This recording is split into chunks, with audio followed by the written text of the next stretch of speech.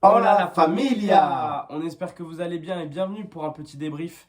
Real Betis, Barcelone, match nul, un partout en Liga. Donc voilà, un match qui a pu être décevant pour certains. Nous, vous allez le voir, on est quand même plutôt optimiste et pas trop dur envers notre équipe. Comme d'habitude, papa, toi, qu'as-tu pensé de ce match? Eh bien écoute, moi je suis pas déçu du match.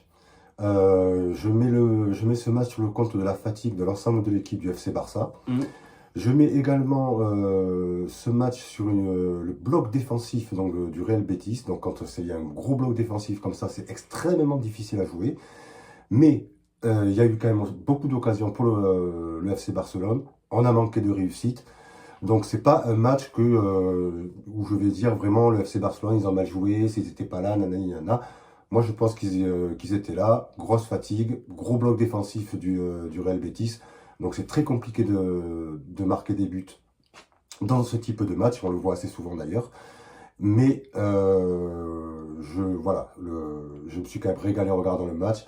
C'est pas un match extrêmement négatif puisqu'on a eu les matchs nuls, donc on prend un point. Voilà, ça aurait pu être pire, ça n'a pas été le cas. Donc pour moi, c'est pas un match raté. Et toi, pas tout. Bah écoute, très bonne analyse, papa. Je t'en prie. Moi, je suis plutôt d'accord avec toi. Pour moi, dans ce genre de match, comme tu l'as dit, où il y a des blocs bas, il y a que quelques joueurs qui peuvent te débloquer la situation.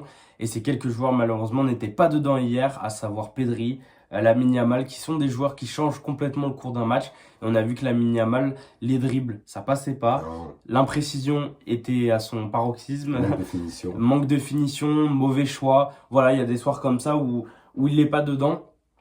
On va pas lui en vouloir pour autant. Comme tu l'as dit, ça aurait pu être pire. Nous, on a vu beaucoup de fans du Barça, notamment sur notre chaîne TikTok, qui étaient très déçus du match, très énervés et Ouais, tout. C'est vrai que nous, on partage pas ce sentiment pour la simple et bonne raison que tu prends quand même un point. Tu prends quand même de l'avance sur le Real. Tu bien sûr. distances encore l'Atlético. Tu as le match de Dortmund à jouer très prochainement. Les échéances sont là. On le savait, ça va être dur. Et pour moi, honnêtement, je pensais qu'en enchaînant autant de matchs en si peu de temps, on allait perdre beaucoup plus de points que ça. Et honnêtement, si on avait perdu hier, certes, j'aurais été dégoûté, mais d'un autre côté, j'aurais justifié ça par un très très gros nombre de matchs. Donc, je n'en aurais pas voulu forcément à l'équipe. Au final, ils arrachent quand même le match nul. En plus, le but qu'on prend, corner, tête, déconcentration d'une Voilà, dizaine tout de à fait. secondes. Il n'y a pas eu énormément d'occasions du côté du Real Betis, hein, donc Donc, même pratiquement aucune. voilà, c'est vrai que ça a été un peu compliqué, mais voilà, tu sens des joueurs fatigués, tu sens des joueurs qui enchaînent beaucoup de matchs à haute intensité. La tactique de Hansi Flick demande aux joueurs de presser, de toujours courir, de toujours être en mouvement. Donc évidemment, c'est très énergivore. Et derrière, malheureusement, tu peux pas, on n'a pas, je trouve, une profondeur d'effectif où tu peux faire bien tourner comme il faut. Donc il y a des joueurs comme Lamine Yamal qui jouent 90 minutes sur 90 minutes, Koundé qui joue 90 minutes sur 90 minutes. Et malheureusement, ben, au final, ça se paie au bout d'un moment. Donc voilà, le Real Madrid a perdu, eux, contre Valence, but à la Ouais, ouais, dernière minute en plus. Malheureusement, on n'en profite pas à 100%, mais on en profite quand même puisqu'on prend quand même le bien petit sûr. point. Donc attention, parce qu'évidemment, pour leur prochain match, ils seront là pour recoller. Nous, ça sera contre Leganés, je crois. Donc match aussi piège, attention. On aura Dortmund entre-temps. Faudra faire attention. Au niveau de nos tops et nos flops, on a sensiblement le même top. Oui, On va parler de Frankie de Jong, qui a été pour nous le plus juste techniquement. Il a su, lui, pour le coup, garder son calme, maîtriser le milieu de terrain. tout à fait. Il n'est pas encore au point parce que tu vois qu'il ne peut pas prendre le rôle d'un Pedri. C'est pas aussi fort, je trouve. Mais voilà, il a su quand même distiller des bonnes passes, ralentir le jeu quand il fallait, l'accélérer. Et voilà, pour Frankie D'ailleurs, de Jong. ouais, tout à fait, entièrement d'accord avec toi. D'ailleurs, petite surprise de la part de Hansi Flick, et je crois que tu vas me rejoindre là-dessus, pas tout. On n'a pas compris pourquoi il a sorti Frankie de Jong. Il l'a sorti, moi je l'aurais pas fait. Bon, je suis pas Hansi Flick, mais on est beaucoup à penser que ça a été peut-être une petite erreur de la part d'Hansi Flick de sortir Frankie de Jong, qui lui, vraiment, voilà, il était dans le match, il tenait le match. Donc voilà, décision incompréhensible. Si dans les commentaires vous avez des explications à nous donner, on est preneur. Mais après, voilà, donc moi je te rejoins sur le flop. Donc moi je mettrai également Lamine Yamal, Ok. pour une fois malheureusement. Techniquement absent, fatigué. Et en top, donc je mets Frankie de Jong qui pour moi a été très très bon dans ce match. Pas tout. Ouais, voilà, comme tu l'as dit, mais en fait, on n'a pas trop compris pourquoi il a sorti de Ça se Jong. bat. moi, comme je le dis, pour moi, dans un match, tu ne peux pas et sortir De Jong et sortir Pedri. Faut choisir. Faut en sortir un des deux, mais il faut qu'il y en ait un qui reste. Pour la simple et bonne raison que c'est les deux seuls joueurs créatifs vraiment que Exactement. tu as. Et que du coup, sur le terrain, là, tu avais Fermin Lopez qui est un peu créatif, mais voilà, c'est pas du niveau de Pedri, etc. T'as Gavi, mais malheureusement, c'est pas non plus son rôle de base de créer. T'as Eric Garcia, bon, lui, pour le coup, pas du tout créatif. Donc, du coup, bah, tu te retrouves sans créateur au milieu de terrain. Donc, tu dois compter sur ton attaque. Sauf que sur ton attaque, t'as Lewandowski qui a pas eu beaucoup de ballons à jouer, Non. Lamine Yamal qui était pas dedans, et Rafinha qui est rentré. Certes, il a apporté quand même une dose de fraîcheur Ouais, mais et c'était trop tard. de niaque, mais c'était trop C'était tard. trop tard. Et à contrario, je ne comprends pas pourquoi Hansi Flick n'a pas fait sortir Lamine Yamal plus tôt, Mm. vu que on est tous d'accord, hein, même hier sur le débrief en live sur TikTok, on est beaucoup à dire qu'il aurait dû faire sortir Lamine Yamal, qui était fatigué dès le début du match. On l'a vu, il a pris un ballon, il s'est couché. Je ne sais pas si tu te souviens de cette scène, pas tout. Mm. Dans les 15-20 premières minutes de jeu, je crois que c'est sur une touche, on le voit, il Il est s'allonge, cramé. il est complètement éclaté.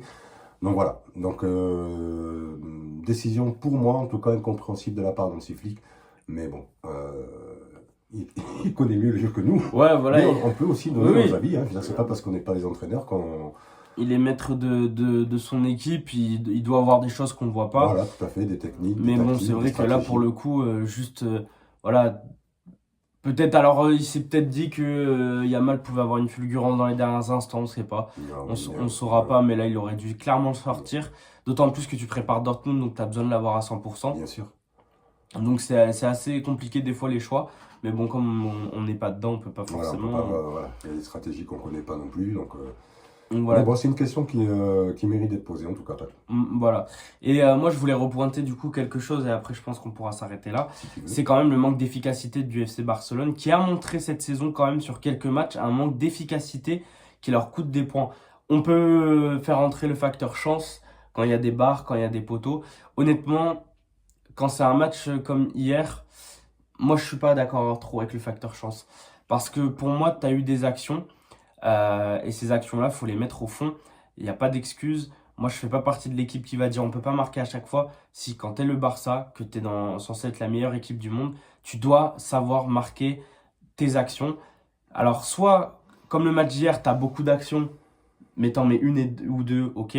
Soit, t'as pas beaucoup d'actions et t'en as une ou deux qu'il faut mettre. Mais pour moi, il faut être toujours efficace. Et l'action qui me le montre, Mhm. c'est l'action de Lamine Yamal, où il tire une première fois sur le gardien, ça lui revient dessus, il retire sur le gardien. Lewandowski fait une retournée un peu plus tard dans le match, il n'y a personne au centre. En fait, ça, c'est des choses qui sont pas possibles. Et du coup, tu perds des points. Alors, chance pour nous, ce manque d'efficacité, il s'est pas fait ressentir dans les gros matchs. En Ligue des Champions, là, pour le coup, on a efficacité à 100%.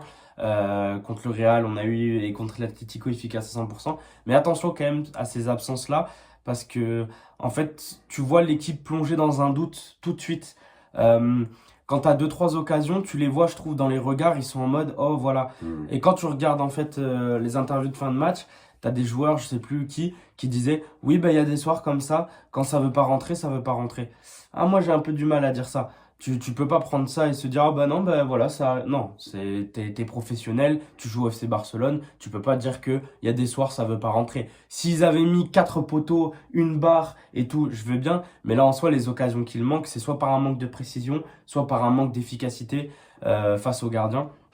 Donc voilà, c'était juste la petite aparté que je voulais faire Voilà, bah, écoute, je te rejoins entièrement là-dessus, sur le Patou. manque d'efficacité. Je te rejoins complètement et je pense que c'est les pins qu'il y a dans le pied de l'équipe du FC Barça. C'est comme tu dis, et c'est souvent dans les matchs, hein, on le voit, des actions, des finitions qui sont ratées et qui peuvent être corrigées avec de l'entraînement, je sais pas, avec plus de concentration, mais je te rejoins complètement là-dessus, Patou. Ouais, donc Ça, c'est voilà. un problème qu'il faudra travailler. On l'a déjà vu plusieurs fois et bah nous en tant que supporters qui regardons les matchs souvent, ça nous frustre, hein. Tu Ouais, te ouais. dis mais c'est pas possible. Alors voilà, comme on dit, quand c'est Lamine Yamal qui tire sur le poteau la barre, tu te dis voilà, vraiment pas de chance, ça passe à ça, etc. Quand c'est des actions comme ça, tu te dis voilà, même à la dernière action où Rafinha il se centre en une touche et Fermin glisse juste devant le ballon, tu te dis ça c'est Ouais. voilà, c'est du manque C'est un manque d'efficacité, de c'est du réglage, manque d'anticipation. tout à fait. entièrement d'accord. Donc voilà. En tout cas, le Betis a su attaquer quand il fallait, a su mettre le but qu'il fallait. Eux, pour le coup, efficacité maximum. Et encore, hein, ils auraient pu. Sur un corner avec une grosse erreur d'Araujo quand même, il faut le rappeler. Ouais, c'est vrai qu'on n'en a pas On parlé, n'en a pas parlé, ouais. mais là Et, c'est une erreur vraiment. et attends, on passe pas loin aussi avec le tir de Nathan, le défenseur qui Oui, a oui, marqué oui, tout à une fait. espèce d'effet. Là, il nous a fait une espèce d'effet à la Juninho, hein. Ça a fait comme Ouais, ça, là. ouais, bonne réaction Heureusement de que Chesney, ouais. il est Très bien bonne réaction de resté Chesney. lucide. Et voilà, en tout cas, on va s'arrêter là pour le débrief. Au final, il y a eu pas mal quand même de choses à dire. En tout cas, ce qu'il faut garder en tête pour conclure, c'est que le Barça est toujours premier. Le Barça a une échéance contre Dortmund où il faudra être à 100%. Le Barça doit quand même renouer assez vite avec la victoire en Liga pour être sûr de rester leader et de gagner la Liga dans un premier temps. Et puis voilà. Comme d'habitude, on attend dans les commentaires vos avis sur ce match, vos tops, vos flops, ce que vous en avez pensé. Est-ce que vous êtes vraiment déçus ou est-ce que vous avez une dose d'optimisme qui vous disent bon, c'est pas très grave. N'hésitez pas à nous dire tout ça dans les commentaires. On vous remercie encore beaucoup pour les 66 abonnés sur YouTube. Ouais, merci beaucoup, les gars. de suivre, ça Merci. fait plaisir. Et en attendant, Visca Barça!